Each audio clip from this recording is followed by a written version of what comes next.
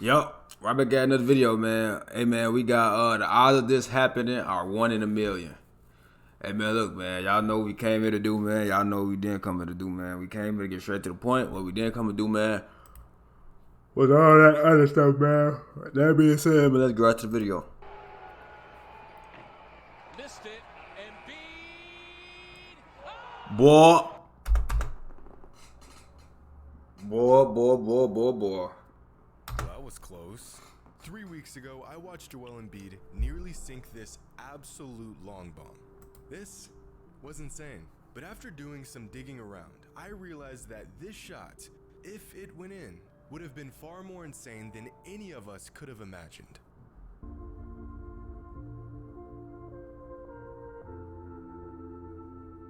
Okay, so Embiid shot the ball from here, 85 feet out from the basket. With 0.8 seconds on the clock, With one Embiid arm. snagged this rebound and yanked the ball 85 feet and missed by mere inches. Of course, if you're a fan of basketball, you've seen crazy shots like this before. The clock is winding down and some player either grabs a rebound or gets an inbounds pass and just throws an absolute Hail Mary and hopes for the best. You've seen NBA shots kind of like Embiid's, but you've never seen a shot quite like Embiid's. In fact, no one has ever seen an NBA shot like this one. The longest basketball shot ever made was by a man named Elon Bowler back in 2014, who sank a shot from 112 feet out. It's not a real Which is game, all the though. way back here, impossibly far, literally. So let's stick with the NBA. In the 75 years since the league was created, these are the longest shots ever made. Vince Carter's shot in 2016, LeBron's heave in 2007, Magic Johnson's shot in 1987 that oddly never gets talked about, and of course Baron Davis's legendary 89-foot bomb in 2001. Damn. These shots are pretty much one Oh, of that's the year I was the born. chance of making a shot from this range, about 53%. The chance of making a shot from here, about 37%. Then from this point out, the probability of drilling a shot begin to diminish rapidly. In this range, chances of hitting a shot fall to 15%. And from this range, the chance of hitting a shot fall off a cliff to just 2%. And then there's this region. This is the ruin my shooting percentage region, where your chances of hitting a shot are 0.3%. These shots really aren't even worth taking. And when players do actually attempt them, it's a one-way ticket to an appearance on Shacked and a Fool. Like back when Landry Fields put up this shot and nearly decapitated this poor guy.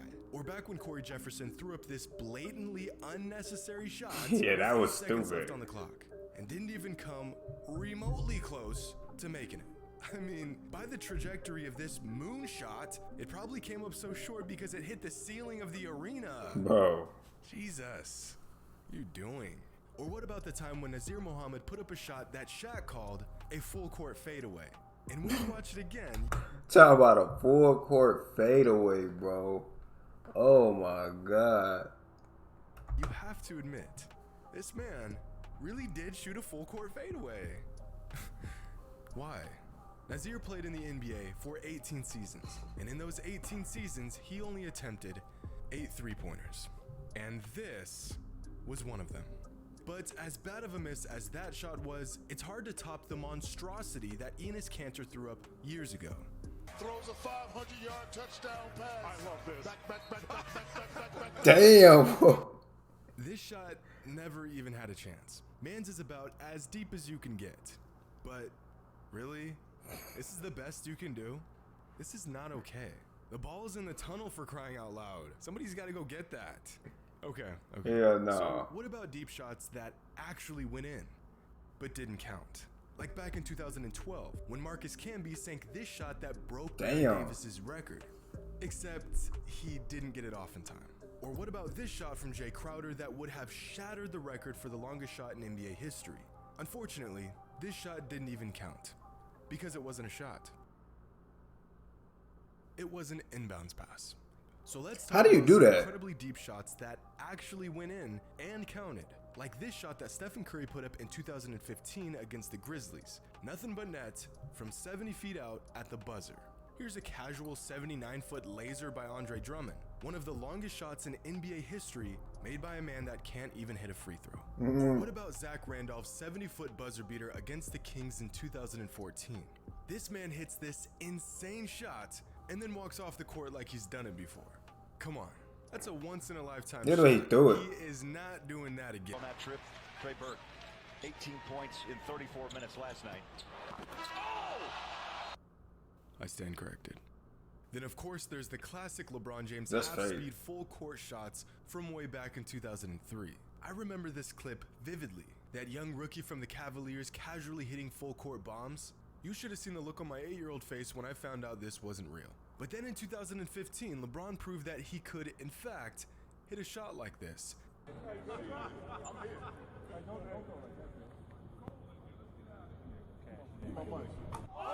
He said, "Give my money."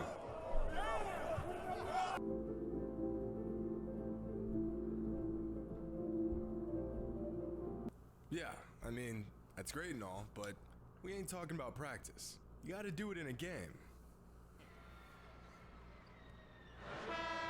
James. Oh! My goodness! It's impossible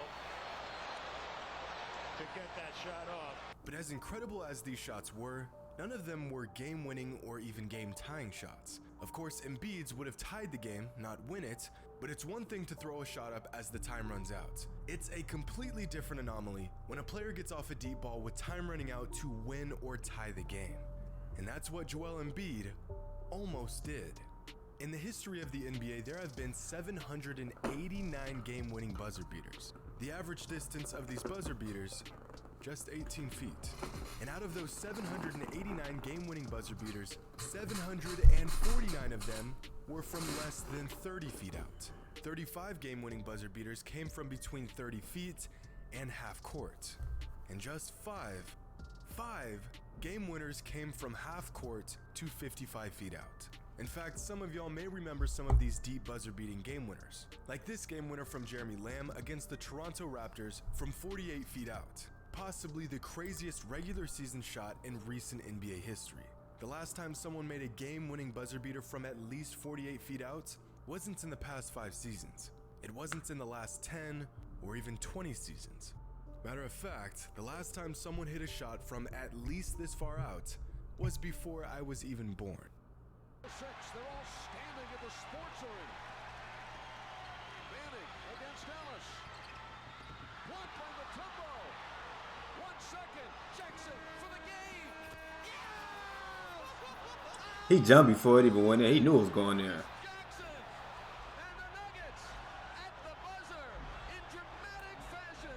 55 feet out, nothing but net. No, seriously. This shot by Chris Jackson was about as pure as a shot can get. With 0.5 seconds on the clock and a hand in his grill, Jackson knocked down one of the longest game-winning buzzer beaters in NBA history. Scratch that, the longest game-winning buzzer beater in NBA history. In 75 seasons, no one has ever hit a game-winning buzzer beater from further out than this one. Before Jackson hit this absurd shot, Julius Erving held the record. In a 1986 matchup against the Dallas Mavericks, Julius Erving hit this 53-foot game-winning heave. And before Dr. J, the record for the longest game-winning or game-tying shot was held by this man, who set the record so long ago that I'm genuinely surprised they even documented it.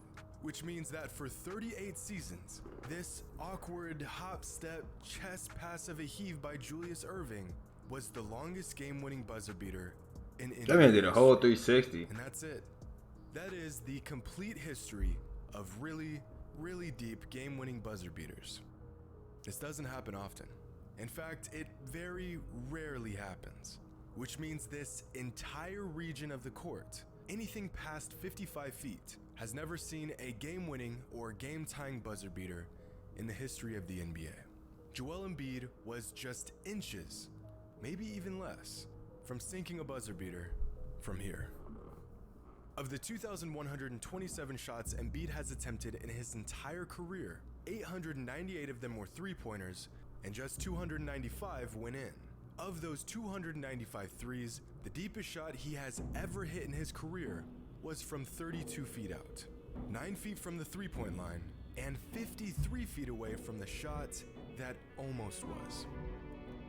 Hope you all enjoyed, and as always, If he'd have hit that, man, and that would have been game time, man, ain't no way.